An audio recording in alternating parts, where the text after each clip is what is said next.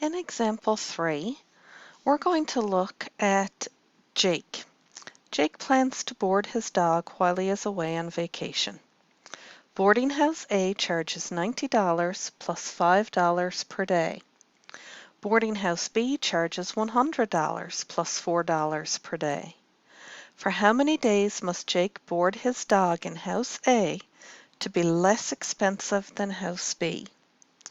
So first of all, we're going to write down what this means in terms of a mathematical expression.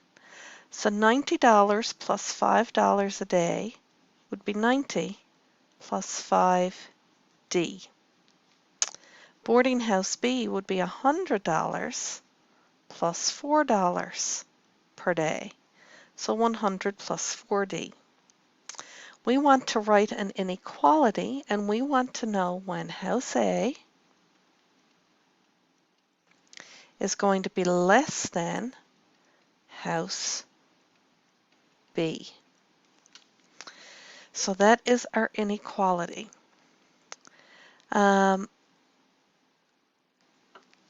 Let's substitute in with the expressions that we've already written. So House A would be 90 plus 5D less than 100 plus 4D. Now we want to solve that problem.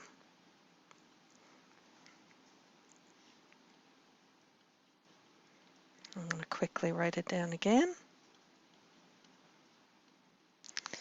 Now I want to get my D's on the left-hand side, so I'm going to take 4D away from both sides. That makes a zero pair, and I'm going to get 90 plus D is less than 100. Then I'm going to take 90 away from both sides. That makes a zero pair, and D is less than 10. So for less than 10 days, House A is cheaper than House B. Now, don't forget that we have to display our solution as a number line, as a graph. So this is a word problem. So this is one where you have to think about it. Is it continuous or is it discrete? While most boarding house situations would charge for a full day, not part of a day. So we know it's going to be discrete. So I'm going to put my numbers on the number line.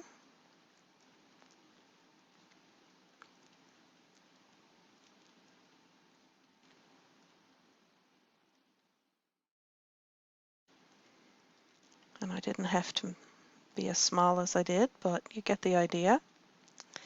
And I know it's going to be cheaper for 1 day, 2, 3, 4, 5, 6, 7, 8, and 9. So I'm not going to include 10 because it wouldn't be cheaper for 10 days.